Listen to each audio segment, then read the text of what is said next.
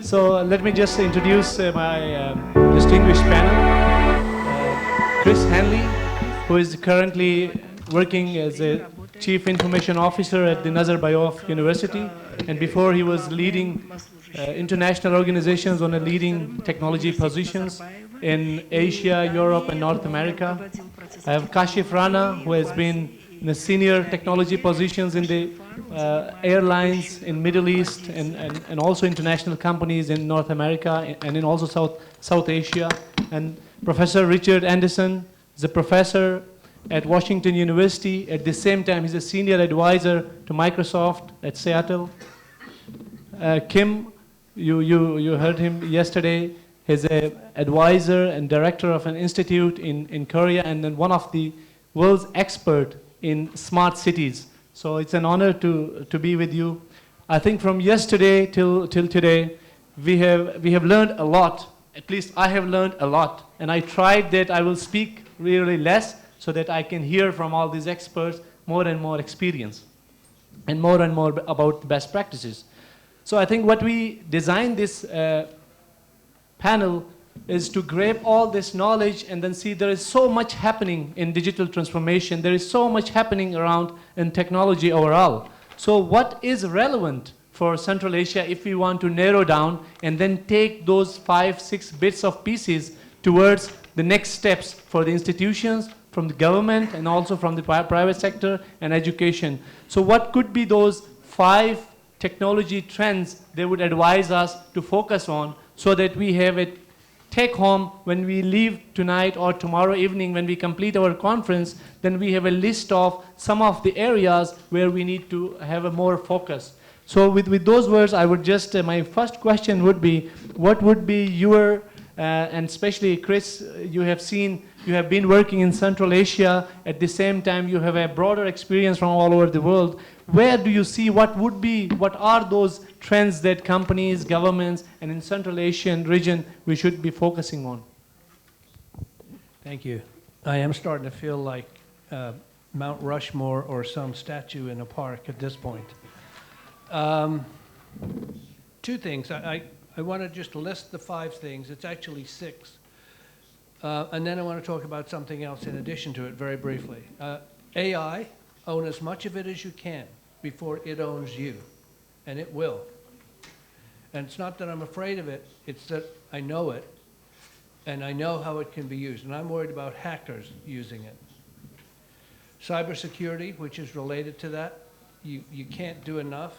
GDPR was my personal nightmare at AKU, but that's only the beginning. I had a sister hospital there in Tanzania which was held ransom.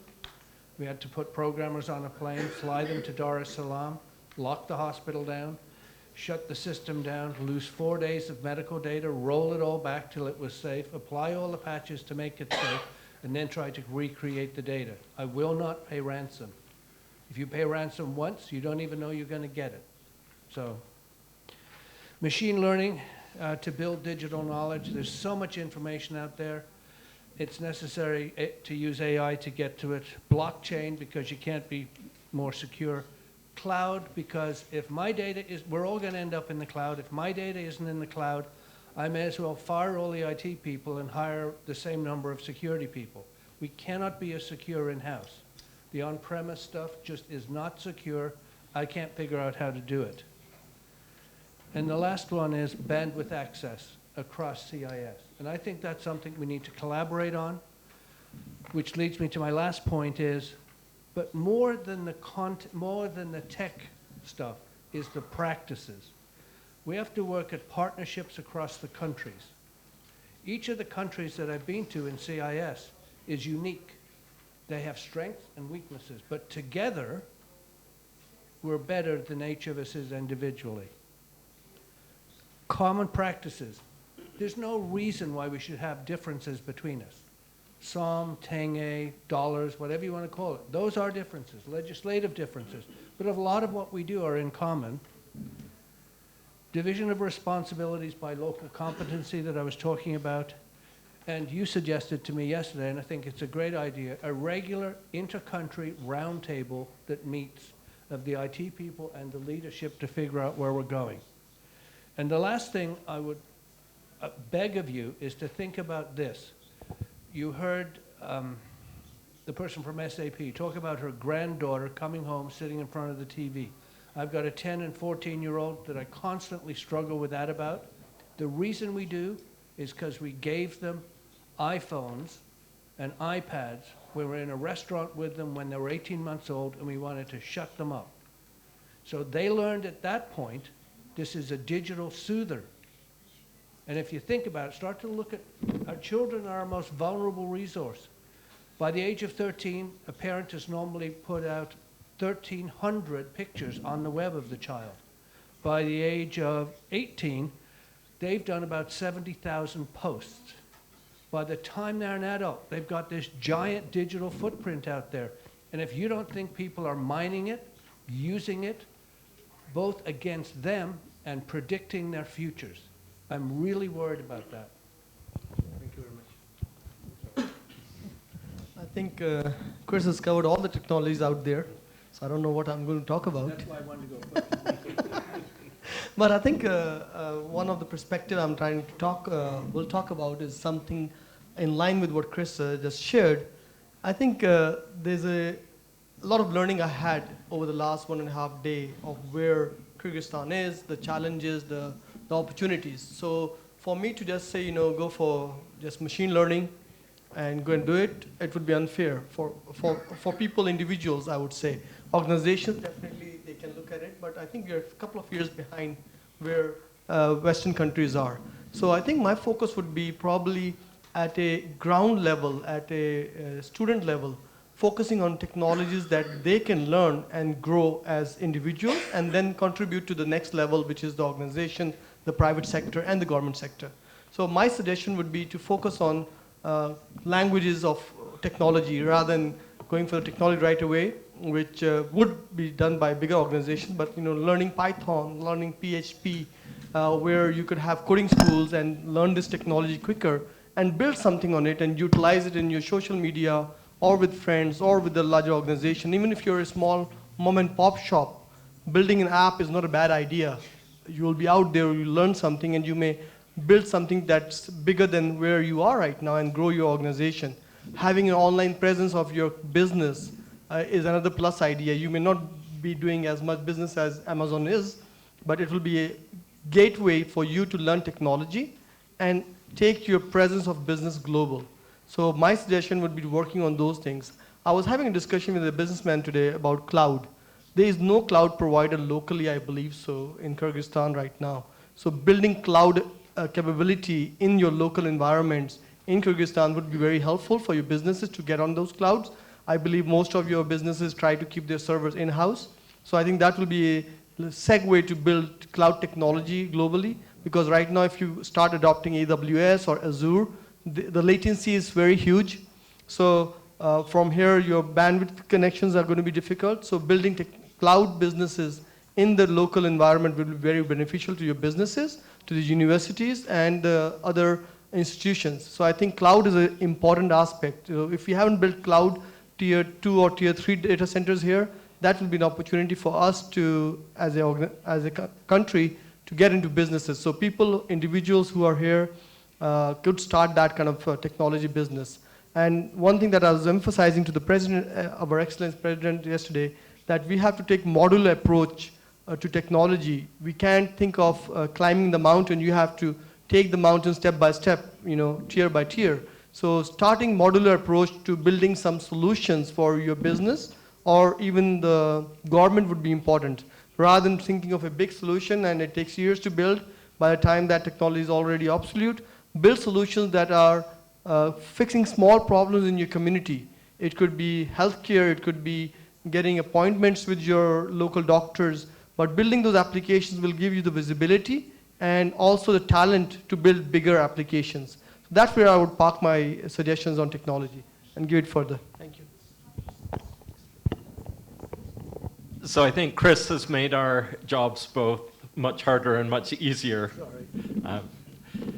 So one of the things I was wondering about during the Excellent Security talk this morning was, is security different in Kyrgyzstan than, say, New York City? And this is an honest question as to what are the different considerations, different expertise, different threats? Are global solutions sufficient? That I think it's clear a central problem that has to be faced. And at a minimum, there does need to be very strong expertise developed. So I think that's a important direction. Another kind of thing I've been thinking about for the last couple days is the issue of being a small country and how problems addressing for a country of 5 million are different than, say, a country of 200 million than Pakistan. I think, obviously, working regionally is desirable, that I think specializing and trying to identify areas of specific strength, as well as identifying places where other solutions can be important, is natural. The other kind of thing I think is really important is to develop a innovation ecosystem around particular technologies. That, for example, mobile app development, just as a for instance, an area where it's possible to have impact, develop local applications, but also just to spark individuals' interest around technologies. Yes, I think, Kim, I can just add my question about the technologies and considering your phenomenal experience in the smart cities also. There are these technology trends which will enable to start these small cities and smart cities, center of excellence and all those things. So where do you see that if we focus on certain technologies, then we can actually ease in the journey of building these smart cities? What type of technologies do you suggest that we would be focusing so that our journey towards building smart cities will become an easier part for us? Oh, very tough question. Actually, I prepared something else, but I will answer first to your question. Yesterday, I introduced some smart city platform with some sub-platform, like a smart mobility, smart energy, smart healthcare, smart education, etc. For those platforms, we need the technology, as three distinguished professionals already mentioned. But we cannot make this kind of technology at a certain time or in a short time or period. But when we select this top 5 or top 4 technology for your country, we have to investigate first in your human resources. That's what I did 20 years ago in Korea. Back to 1999, we didn't have specific technology development strategy for the regional level. So when we look at the university at the time, at the local university, we analyzed the human capital of the professors and researchers of the university, what they major, what they specialize, things like that. And also, we look at the student statistics of the department. So we could predict the future technology of the region based on the university or research institute capacity. So I think your country or Central Asian countries should look at those kind of human resource data to kind of develop your future technology. So in my case, at the time, we didn't have any big company in my hometown. But the university has several departments like automobiles, semiconductor, information display, even movie making department like animations, digital drawing, something like that. So we set up 4 strategy industry at the time. But many people wanted to extend more technology because 4 technologies are not enough for our state. There's a provincial level area. But I thought that 4 are too much. I wanted to narrow down 2 actually, because we didn't have enough capacity to develop all technology in our province, in our level. Anyway, we took automobile, semiconductor, and biotechnology, especially for the medical biotechnology at the time. Those are the things that we could do something with some big companies or hospitals. And then one technology we like to do was the thing that didn't exist at that time. That is a multimedia content business, which I selected that technology from the university department or student population of that department. So eventually, in 10 years, we are making a lot of movies in Korea. We are making a lot of multimedia content, selling to all over the country. So you have to look at the Kyrgyz human resource or the demand of the society. In my personal opinion, of course, software technology, including blockchain, I think I prefer blockchain in the future because you have brilliant young people here. They can make a lot of software related to the blockchains. And second thing, I think you need a logistics technology. More or less, it's not easy to access to come here. So if you develop that kind of logistics technology, it could be very helpful for the future of your market. And third thing is tourism. I mean, tourism, you can say that's not technology, but nowadays tourism is very high tech. So the tourism will be good for your country. And also the biotechnology is abundant here. When I travel around the mountains area here, a lot of very skilled herbs and plants, something like that. Mm-hmm. So many of medical doctors or some pharmacists wanted to make some kind of very expensive drugs out of your herb, something like that. So those are the things that I feel very promising technology for your country. Thank you very much. It's great answers from all of you.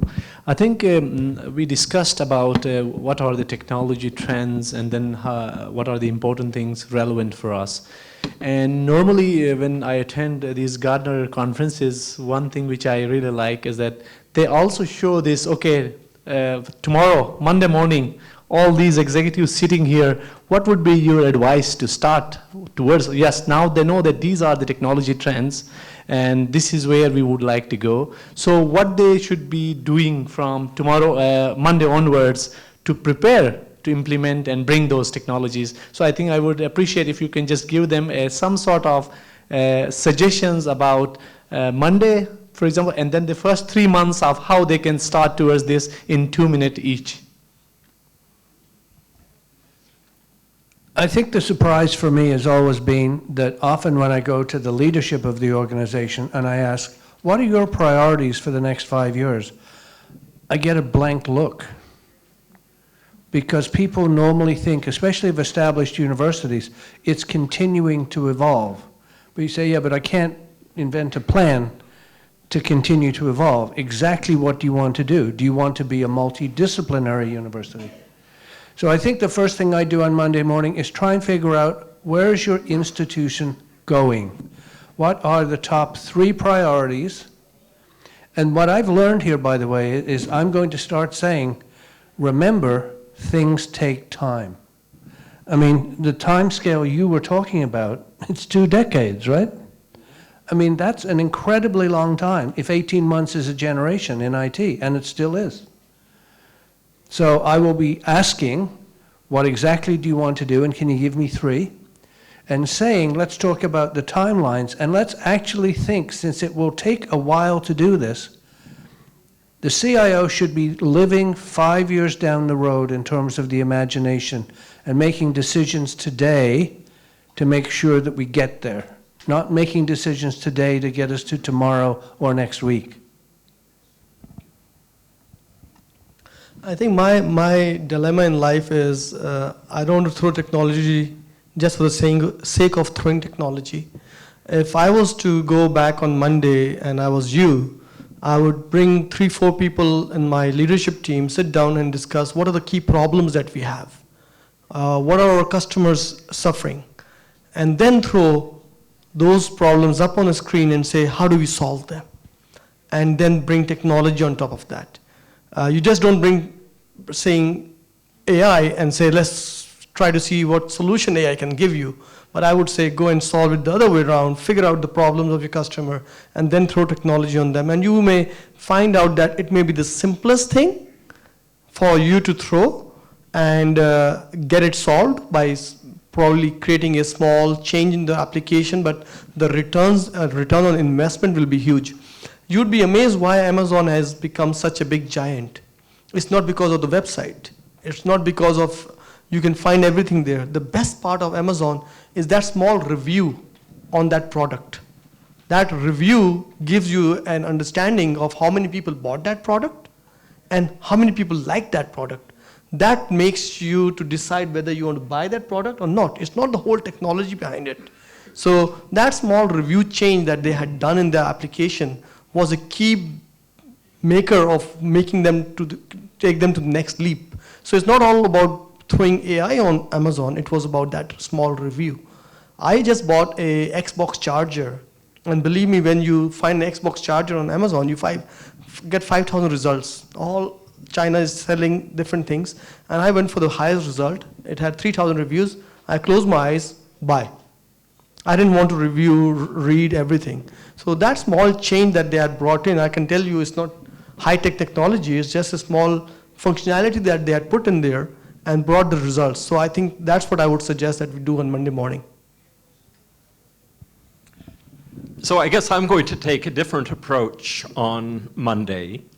That Monday, I would like to do an assessment of the digital infrastructure. So identification has been mentioned, connectivity, capacity.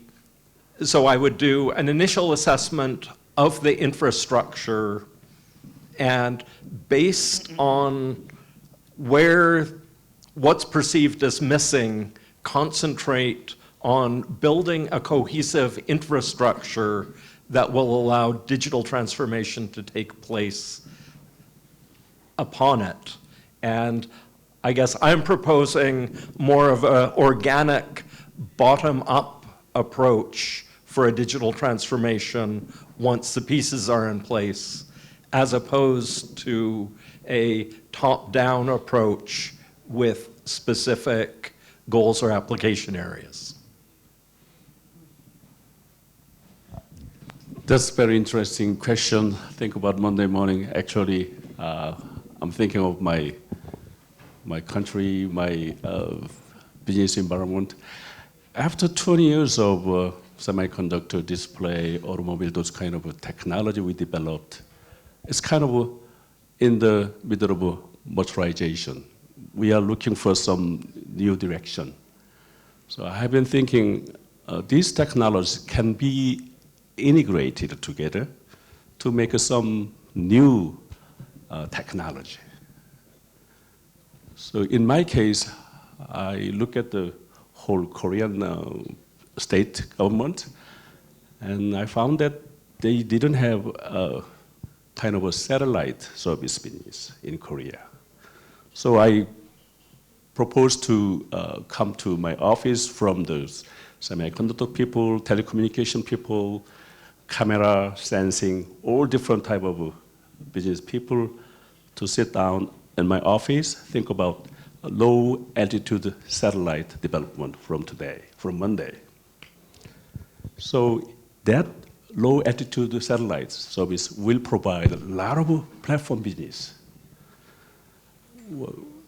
from the various digital technology, we can provide a lot of public security, safety, environmental kind of checkups, and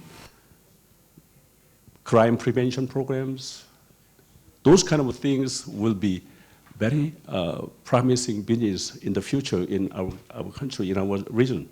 So I would recommend you to think about the current technologies, and there is a way to integrate those technologies for the new dimension of the business. Thank you. Thank you very much. It's great that we discussed about technologies. We discussed about what needs to be done on Monday.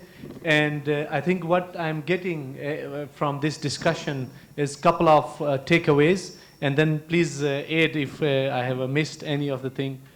One thing which almost all our speakers have focused was about people, about skills, about developing technologies into people, and then concentrating to this regular update and prepare for these technologies. That's one of the takeaways I can see. Another one which I have heard repetitively is about AI, artificial intelligence. I think it's very, very important to see these artificial intelligence, that what it can do for your specific organization. This has many, many applications, but as a professor said, that we need to reflect on the current as-is scenario, and then based on that we can see what these technologies can work for our organizations.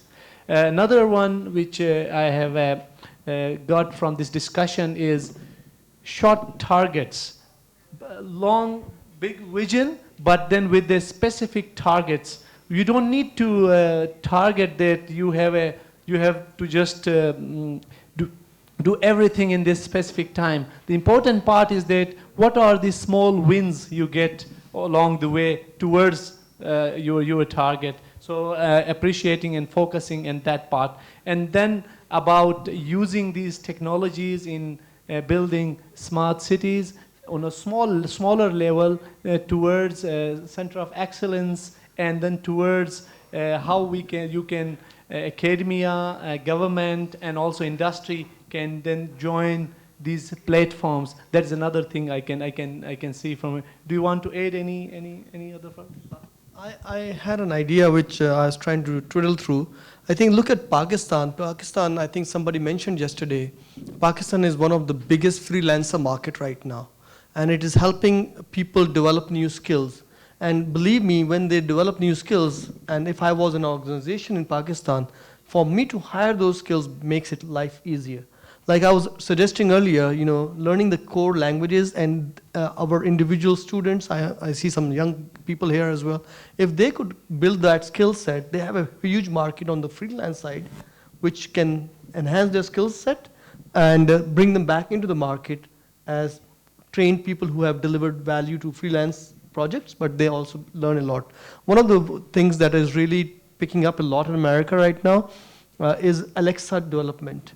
The resources to build Alexa conversational development is very huge requirement, but the resources to develop that and deliver that is very low because it's got a new concept. So, and believe me, it's not difficult to code, it's not difficult to build. It looks difficult, but it's a very easy thing. So that is an area I would encourage youngsters to look at. If they can catch up to that skill, they will get a lot of freelance work, and I think it can develop a huge new market of delivering that from an outsourced perspective as well. Just a thought. Excellent. So I think we can discuss a lot with all our distinguished panelists, but I would like to open the floor to the question answers. If you have any questions specific to the discussion or specific to general technology trends you are seeing, so we can take some of the questions if you want.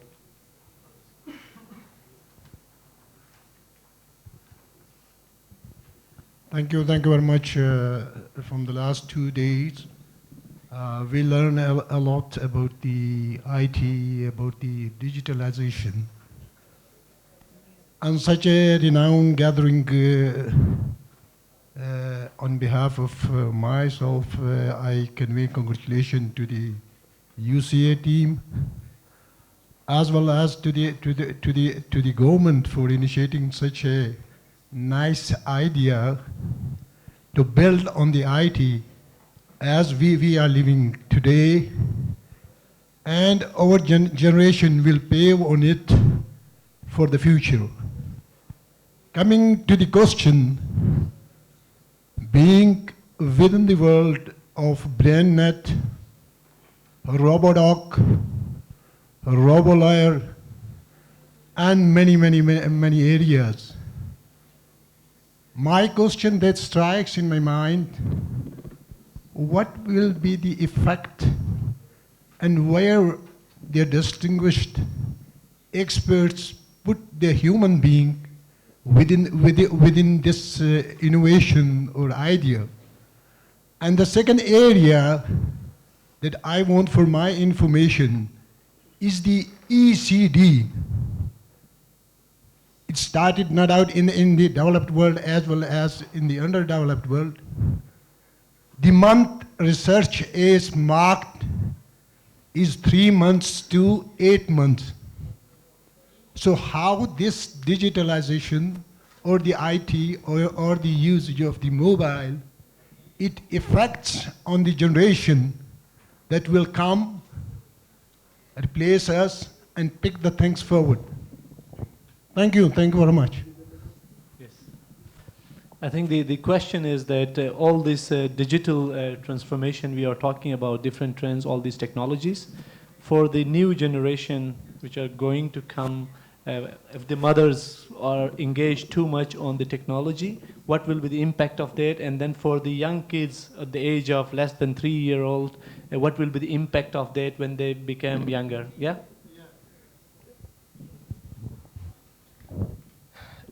It's a tough question.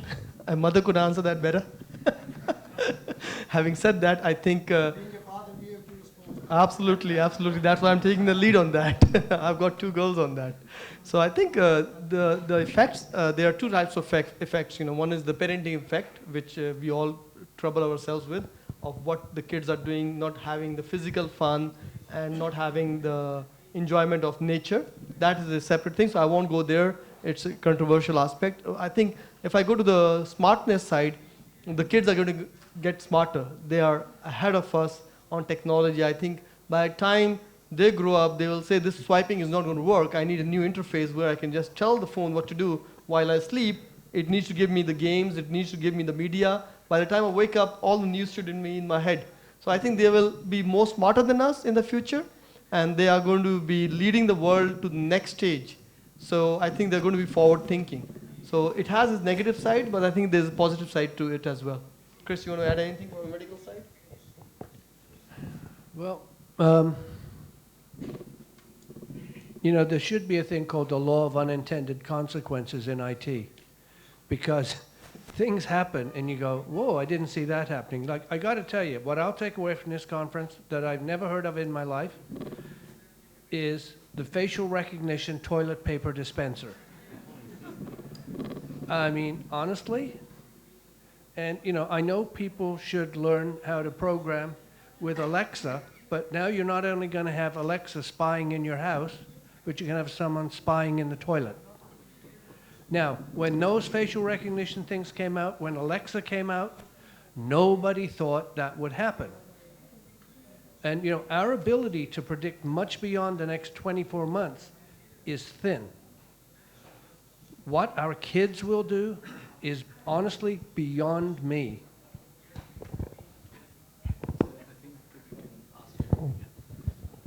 We just have a time for 1 or 2 maximum more questions. So if, yes, please. We need,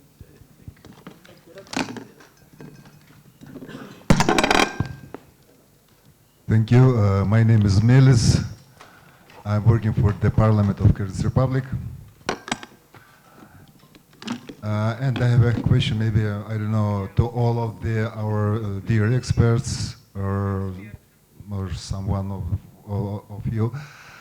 The question is following.